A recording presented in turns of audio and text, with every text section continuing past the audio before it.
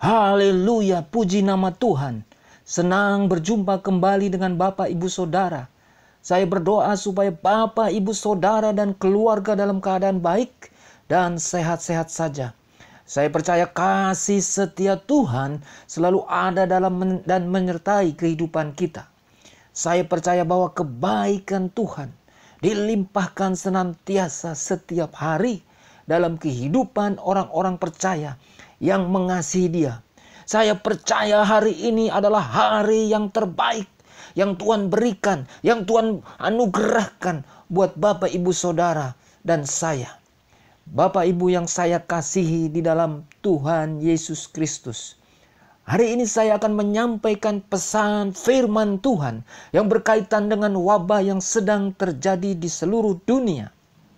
Bapak Ibu Saudara, ketika kita memasuki tahun 2020, saya percaya kita naikkan doa dan pengharapan di hadapan Tuhan. Supaya tahun 2020, kehidupan kita akan menjadi lebih baik.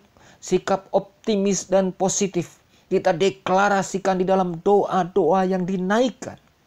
Tetapi realitanya hari ini banyak orang tidak pernah menyangka bahwa di tahun ini benar-benar terjadi wabah karena virus COVID-19 yang telah menelan banyak jiwa. Seketika banyak orang lupa akan sikap optimis. Seketika banyak orang lupa akan doa-doa dan pengharapan yang dinaikkan kepada Tuhan. Kabar baiknya adalah bahwa Tuhan tidak pernah ingkar janji. Bahwa apa yang saudara doakan di awal tahun, Tuhan tetap dengar. Bahwa apa yang saudara naikkan di hadapan Tuhan, Tuhan tetap tidak melupakannya. Ia akan mendengar dan menggenapi rancangan yang terbaik buat kehidupan saudara. Sebagai orang percaya, kita meyakini Tuhan Yesus Kristus di atas kayu salib telah menanggung segala dosa, segala kelemahan dan penyakit kita. Pengorbanan Tuhan Yesus di atas kayu salib mengandung makna rohani yang sangat amat penting dan juga mendasar dalam kehidupan setiap orang percaya. Oleh sebab itu, Tuhan Yesus memberikan perintah supaya murid-muridnya dan semua pengikutnya melakukan perjamuan kudus sebagai suatu peringatan bahwa anak domba Allah telah dikorbankan untuk menebus segala dosa-dosa umat manusia. Bapak Ibu Saudara, di dalam Injil Yohanes pasal yang ke-19 ayat 30, Alkitab menuliskan perkataan Tuhan Yesus yang terakhir ketika Dia tergantung di atas kayu salib. Firman Tuhan berbunyi demikian. Sesudah Yesus meminum anggur asam itu, berkatalah Ia, "Sudah selesai." Lalu Ia menundukkan kepalanya dan menyerahkan nyawanya. Bapak Ibu Saudara, di dalam nama Tuhan Yesus, bahwa perkataan Tuhan Yesus yang terakhir ini adalah sangat amat penting. Mari saya mengajak saudara untuk memperhatikan dengan sungguh-sungguh dan seksama, supaya saudara mengerti makna perkataan sudah selesai itu. Perkataan sudah selesai memiliki makna sebagai berikut. Yang pertama, bahwa Kristus telah menjadi jalan pendamaian. Roma 3 ayat 25 berbunyi demikian. Kristus Yesus telah ditentukan Allah menjadi pendamaian karena iman dalam darahnya.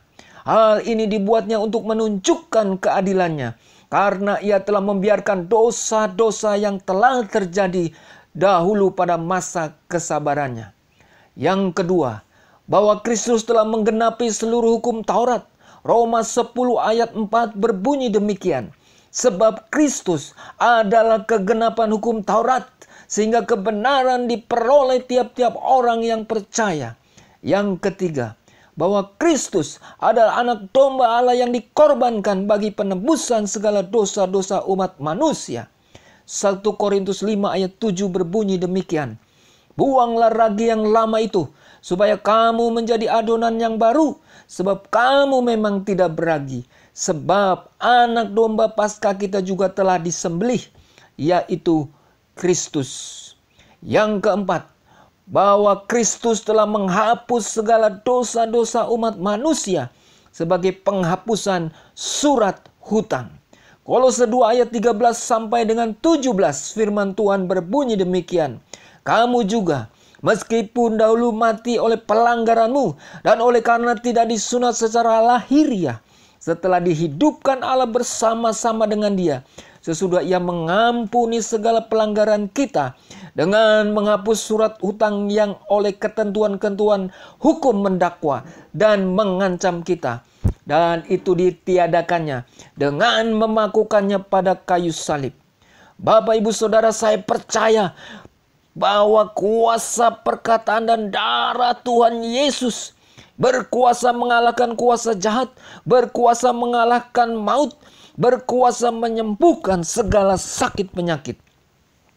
Wahyu 12 ayat 11, firman Tuhan berbunyi, dan mereka mengalahkan dia oleh darah anak domba dan oleh perkataan kesaksian mereka, karena mereka tidak mengasihi nyawa mereka sampai ke dalam maut. Yesaya 53 ayat 4, tetapi sesungguhnya penyakit kitalah yang ditanggungnya dan kesengsaraan kita yang dipikulnya, padahal kita mengira dia kena tulah, dipukul dan ditindas Allah. Bapak, Ibu, Saudara, sebagai hamba Tuhan, saya menangkap kuat dalam hati saya bahwa adalah bukan kebetulan wabah ini terjadi tengah kehidupan kita.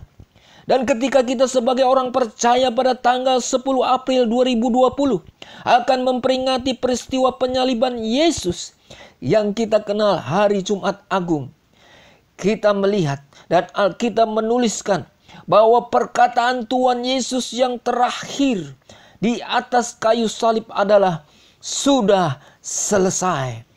Karena itu pada kesempatan ini, sebagai hamba Allah, saya mengajak Bapak, Ibu, Saudara mulai mengimani dan memperkatakan dalam doa bahwa badai wabah akan berhenti dan hilang kuasanya sejak tanggal 10 April 2020. Seperti yang dikatakan Yesus dalam Yohanes 19 ayat 30. Sudah selesai. Mari Bapak, Ibu, Saudara, saya mengajak untuk membagikan pesan kuat firman Tuhan ini kepada keluarga, sahabat, teman sekerja, dan sebagainya. Sebanyak-banyak mungkin. Saya percaya dengan kesatuan iman, dengan kesepakatan hati, kuasa dari surga akan dilepaskan.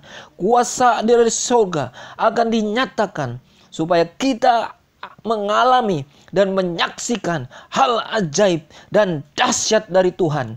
Selamat memperingati hari Jumat Agung dan selamat Paskah. Terpujilah nama Tuhan Yesus Kristus. Haleluya. Amin.